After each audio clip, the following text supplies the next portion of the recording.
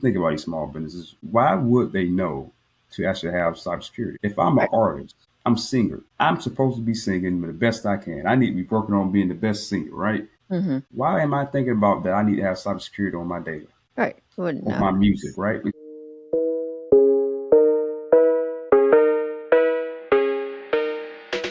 Welcome to Podcast Wise, Perspectives, Cybersecurity, and AI. In this episode, we sit down with Gregory Rivers, CEO of Norvet MSP, a managed services provider delivering cutting-edge IT solutions, from cybersecurity to AI innovation. A U.S. Marine Corps veteran, Gregory brings leadership, discipline, and over a decade of experience in software engineering and IT operations. He holds an MBA, a Master of Information Systems Management, and a graduate certificate in cybersecurity. He's also a certified Scrum Master and an active contributor to small business development forums. We unpack the critical challenges facing organizations in the digital age. Discover why security isn't just an IT problem, but a leadership challenge, especially in sensitive sectors like healthcare and finance. We dive deep into the practical use of AI for efficiency, the non-negotiable value of HIPAA and compliance, and why a strong network foundation remains the overlooked key to resilience. If you're a business leader looking to scale securely and turn your MSP into a strategic partner, this episode provides the roadmap to robust cybersecurity and long-term success. Please welcome Gregory Rivers. And don't forget to like, share, and subscribe. Hey, Gregory, how are you? Hey, how you doing, Thin? I'm good. I'm good. Thank you for asking. All right, let's start it off. A little icebreaker here. So, starting any ventures is tough, right? But building an MSP is notoriously challenging. What's one unexpected or humorous challenge you faced in the early days of Norvet MSP that shaped how you do business today? I like this. So one of the biggest things for me was really understanding who my target market was, understanding what my customer really was, and I wanted to give that type of service. So we're a agnostic managed service provider, meaning that if we cannot give you the service that we believe that you deserve, we try to give you other providers that you can give as well. So with that being said, I want to make sure that our customers could always get service. So if something happened to us or something happened to their provider, we can always get switched out and keep Mhm. them, delivery for their service and their clients. Okay, that's good. Um, Now, what are the biggest blind spots you see in how organization, especially in healthcare and in finance, approach cybersecurity today? And like, what do you think can help them close those gaps? The biggest things I've been seeing with these clients, it's not their employees, it's the leadership. Mm, Leadership literally has to understand what's the purpose of cybersecurity. What's the purpose of protecting this data. Because if your data is not protected, you lose the value of your customers, you lose the value of your employees, you lose the value of everyone around you who trust you to do the right things. Too far in between, I'm seeing too many people have access and um, and they shouldn't have access to certain data, or they're not protecting their passwords well. We have to start getting into the mindset so everyone can change. And again, that's how you kind of figure out who your market is, right? So we've really found out that you know small businesses with usually 100 employees or more really help us with working with changing the mindset for their organization. Most people know there's always going to be issues with cybersecurity not being perfect, right? Because you get people who don't have that basic technology fortitude that they need to understand that MFA is needed, zero trust access is needed. It may be a pain to learn, but it's definitely worth the effort. You don't want to be caught with the rotten egg of saying I clicked on this phishing. yeah. Now, talking a little bit about AI. So we all know AI is like the big buzzwords right now. So since it's reshaping industries everywhere, from your perspective, what practical ways can business leaders use AI to improve efficiency without increasing risk? That's a great question, and that's big reason that we've been seeing the change in AI and how many companies actually implement AI right now. A lot of companies are still so scared to try to use it, right?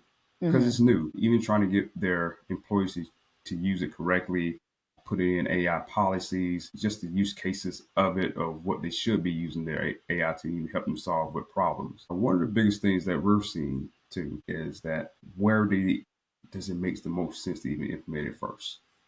So one of the things we try to do with our clients is try to reduce tasks, right? Try to use it to reduce remedial tasks that usually can cause a lot of error. So many things we see is like customers are using ChatGPT in the healthcare field, put it in, not put in any HIPAA information, but they are trying to use it to actually understand how to figure out issue faster. So instead of them having to read through a lot of information, a lot of data, they can just use it more for a search engine to help them assess that, hey, this is probably what could be wrong with a person. For finance, we're really seeing the accountants being able to crunch numbers a lot faster because AI is really just using logical algorithms, right? That's where it's best at. If we try to get too creative with it, it's not made for that.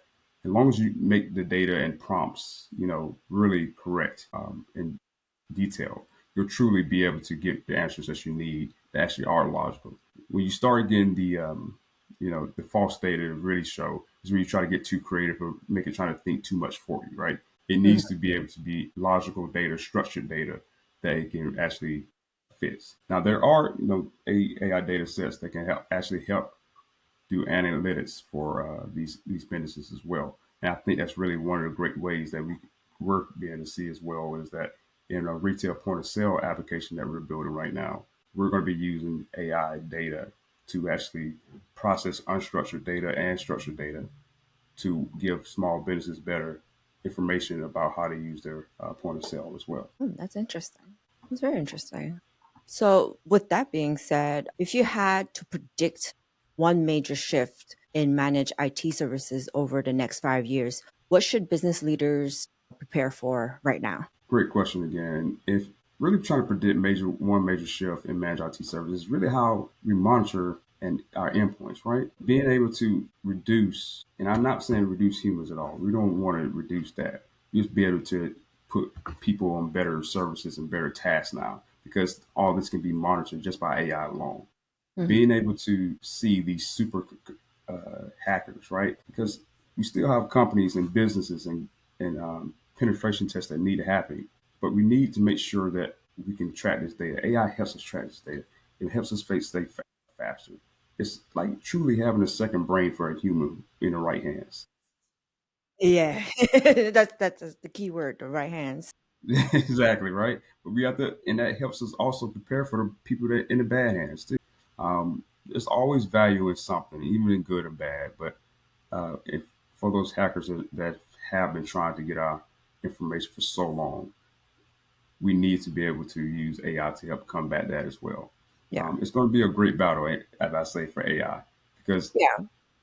seeing what's the good things that's going to happen from it, especially in the next 5 years, how it's used in like in ConnectWise right now, and RMM tools, PSA tools, SaaS tools as well. It's very exciting. I mean, we use some products like Coro sometimes for customers with security awareness training, and it also can manage itself as well. We're doing the email protection, the computer protection as well, endpoint protection. Great tool to be able to use first for small business like less than 5 employees, right? But they have something that can actually protect them instead of us having nothing like an antivirus that really not doing the job. Yeah. Yeah, I totally understand that because especially for small businesses, they're busy doing what they do, right? Like to get the business running. So they don't have this one, they sometimes don't know that they need to be protected. Like email security. They already like by default think that, yeah, like if I get Gmail, it's gonna be protected for sure, right? Like or Microsoft. So they're like, well, I will be protected by default, but my computer should be protected already by Microsoft.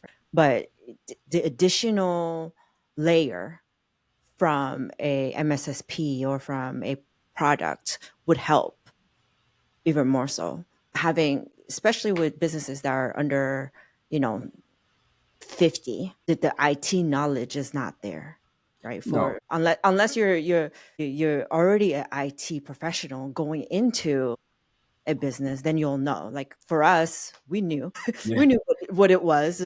We knew that we needed the help, right? The additional security. But if we weren't in that position of that knowledge prior to getting into business, we wouldn't know.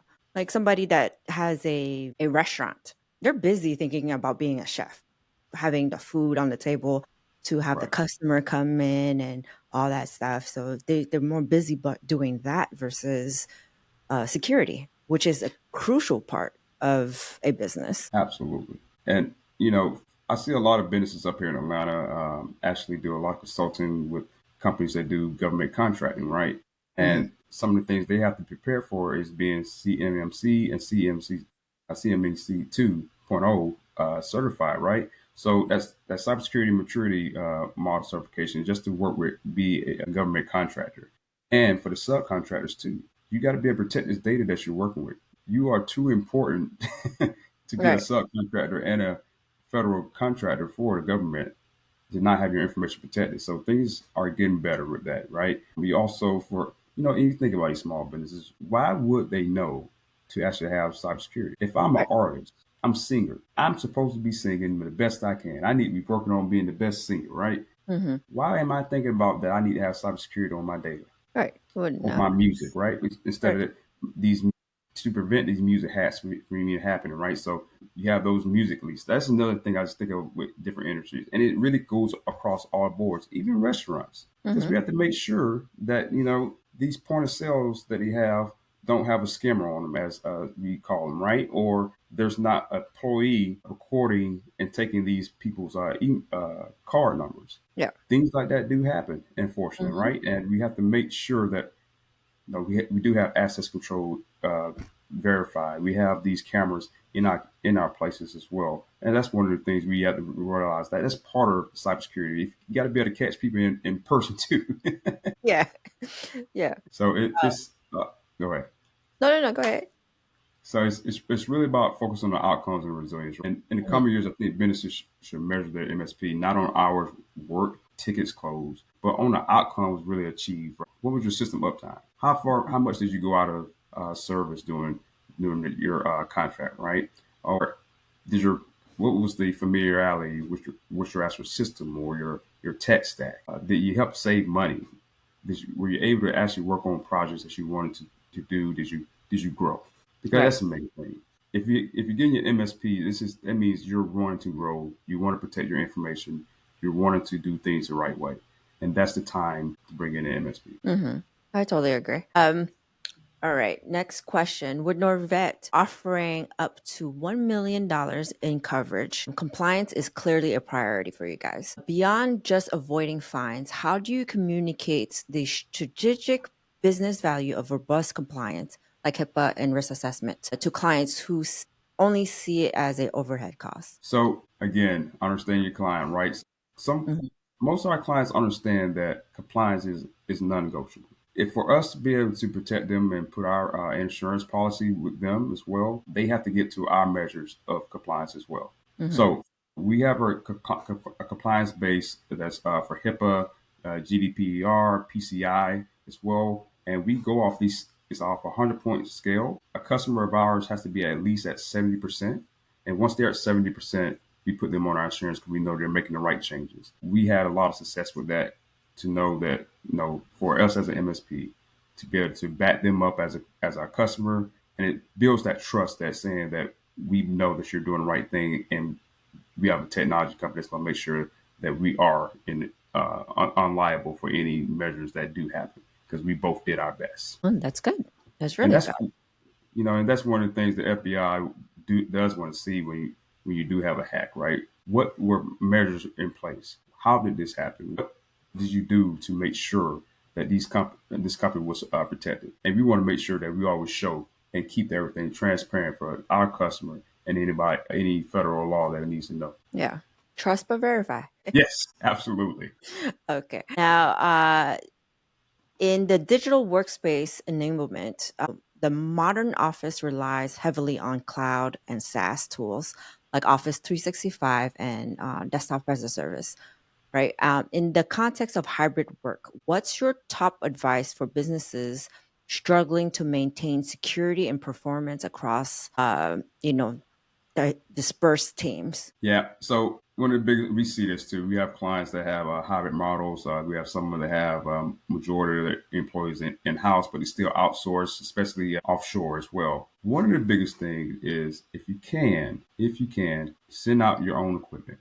This makes things a lot easier, right? If you can set out where your customers, or excuse me, where your employees are actually working on equipment that you assigned them, that way you can pretty much eliminate your risk to yourself. If anything does go out on their personal device, it's kind of hard to actually monitor, right? Mm-hmm. You can also do MDM for devices, but again, since it's their personal device, they have very open access to do whatever they want on that. If you can, and now we're even using UCAS instead of assigning a personal phone, it makes it a lot easier. Mm-hmm. Keeping these, especially with Microsoft 365, keeping things in house of this 365, keep not having it on your personal phone, just keeping it on the computer is a lot easier. Yes, on the go, you need to reach out to some messages, but is it worth getting into that Microsoft 365 and losing data and someone seeing something very important? No, it's not. Yeah. Yeah. I mean, like I remember when I was working in government contracting, I had my own device that I can Hmm. use, working from home, I had my own device. They didn't give me a device. I think also, you know, because it was during COVID time, like when we went home, they were like, shuffling, trying to figure out, like, yeah, just work on your laptop, just work on your Yeah, own device for now and blah, blah, blah. And they never really talked about, switching that model to let's give you a device so that we're more secure. But I mhm. was like, okay, well, I'm gonna use my own device and that's on you guys. Absolutely. One of the things that we try to do as well is actually become certified in Apple. So now we can actually do Windows and Apple devices and make Okay. sure they are secure. And of course, Apple is a lot easier because they naturally have protected data, how they build their applications. Windows is definitely still good, and we always see a success with that. And because most people know how to use Windows, right? So it makes Mhm. it a lot easier for employees to actually onboard and get there quicker. And we make sure our onboarding process is very quick. So one of the things we did with that, we help send devices out. We already have them preloaded with everything they needed. So they right on boarding, they just go ahead and log into their system, and they're already going as well. Now, if you cannot buy devices, well, that's okay. You can always use a cloud based service like a desktop as a service. Again, one of the great things about that is that everything that they're supposed to be using is always in that desktop itself, like your virtual desktop. Yeah, And it's contained. instead of keep it contained, and that's the main thing. That's the best you truly can do. They cannot download on their computer directly. Cannot do anything outside of that besides have their VPN on. Right? It makes it Mhm. a lot simpler. Because when you're first starting off, and a lot of companies can scale off that if they just use it correctly. I thought about with it, even with a tax service, right? You can use a cloud-based virtual desktop and have different providers working for you all across the country. Yeah, You yeah. know, It's more scalable at that point because you don't need to purchase the device itself. You just like, hey, just log in into the desktop, virtual desktop, and you work from there. So much absolutely, right? easier. So much easier. That's another thing too, right? Our business owners don't know how to use technology to help them scale with, especially cybersecurity, MSP. That's the things that you get to talk to about your MSP. That's true. Okay, let's focus on telecom and connectivity. So, in Norvet's focus on that, you suggest a fundamental view of IT. Why do you believe a strong network foundation is still the most critical and often overlooked element of a successful IT strategy today? How do you get on the internet? Right. How do you get on the internet? Sometimes we forget if you don't have good internet service, nothing can happen at all. You Hmm. can't get hacked, but at the same time, you can't get on the internet, you can't get anything done, and no one can actually protect you either. Unfortunately, Georgia right now, and this is part of why we became a different MSP by having our own internet service, doesn't have enough fiber. We've been seeing how fiber actually is so much more protected since it's a dedicated route to your house or to your business, right back to the actual the data server itself. That's secure. That's easy. That helps us find who it could be hacking into you a lot faster instead of you being on coax where it's coming out of a node and it's split off and it's cut off with sound or whatever it may be. There's a lot of things that actually go through and it slows down the process as well. Hmm. Unfortunately, too, you got some people still on copper. Okay, that's Yes. Yeah. And this is suffering for businesses as well. Again, like we wanted to make sure that our customers could get online, have the best access to service. So we're one of the major providers for businesses out there in Clayton County. We're also going to be laying down fiber. We're laying down fiber right now in Augusta for the bases, Columbus, Georgia, and Warner Robins as well. This is so myself, Norvet MSP, Cultural Wireless, as well as it's a residential side for internet service. And we work together in giving services to those communities. E-Community Fiber is one of our biggest providers of the internet service out in those areas. And then we work with other providers as well to do loop service to make sure that customers are getting service. Oh, that's great. Yeah, That's great. So as the Norvet's differentiator, the it MSP, is.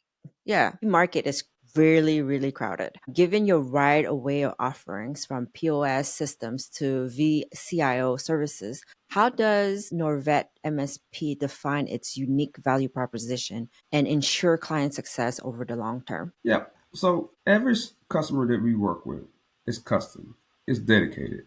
Mm-hmm. One of the things that we do, and this recently that we started doing, is we have a dedicated technician to that customer. Here's why. We want to make sure that technician is showing and service to our customer. We also want to make sure that our customers have a relationship with our technicians. Because if they can explain to them what's actually going on, we can make better decisions and help them have everything correct. We give them a project manager that's assigned to them, an account manager that's assigned to them as well. We know our customers need dedicated time with them. You may not need us on site 24/7. Maybe we just come out once a week, but you always see us and you know that you can always talk to us because we forget to put in tickets. Everybody doesn't have time to do tickets as well, or even understand how to do it. So if I can still talk to you or call you or email you to put a ticket in or, hey, this is the issues, and we're 24/7 as well, it makes things a lot easier. And we keep our customers friendly with us. We Yeah. never want to have a customer that feels like they can't reach out to us or they can't get things done in a timely manner. We have a quick response. If anything's a mercy, we want to be there within a minute. If it's less than a mercy, we want to be there within an hour. Then that 4 hours and then 8 hour process. We want to give our customer the best service if we're on site 24/7. So basically, like a white glove service, being part of the team, being part of that company.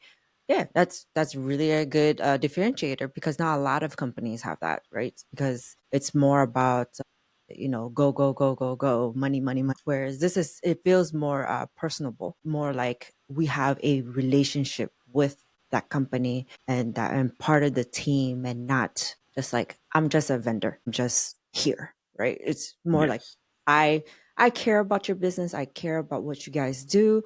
I am part of the team. I want to be there for you guys when you need me type business that you guys have. That's great. That's awesome Yeah. because we need more of that. Yeah, I mean, we're more transparent too, right? We give you a Mhm. roadmap of what we're going to do. There's an onboarding process, right? We deal with discovery and seeing what's the issues in your organization. Because Mhm. again, every organization doesn't have the same problem. And until we start understanding that a customer has a budget, we need to give them technology within that budget. Right. We're not supposed to be trying to make them go broke by being them an MSP. That's insane. We need to make sure that we actually save them money so they can grow with you. Why not make our fish big like us? Right. Totally.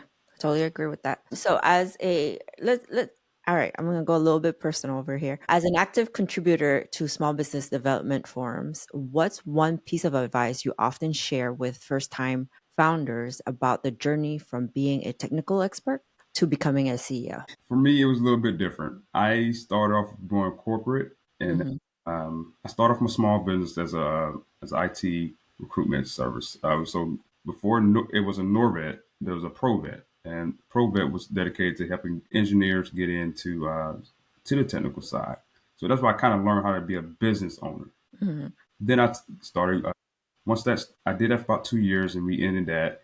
The contracts that ended started getting shorter, so Norvet started coming about. We tried to change it over, just didn't work out, and we turned to an MSP. But during that time, I started working on my MBA, and that was the best thing that tried to help me get that switch into the CEO role. Now, you don't have to go to college to get into that CEO role. There's plenty of technology out here and plenty of learning forums that can help you learn that. One of the biggest things I try to stress to founders is that use your resources, talk to your network, get out there and be in different spaces so you can understand what people actually need. Mhm. You got to understand the pain points of what people are asking for, right? Because when you're going to school, you're learning, you're getting all this different information. You still have to put all this theory to actual practice. And what does Right. it actually mean for you, for what the company that you're trying to build?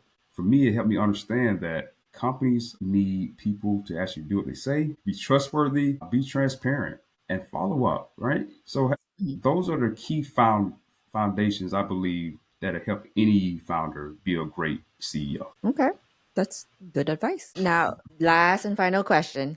Given the current demand for your expertise, if you could instantly fill one technical role at Norvet MSP with the world's most capable person, what role would it be and why? I like this one. I think I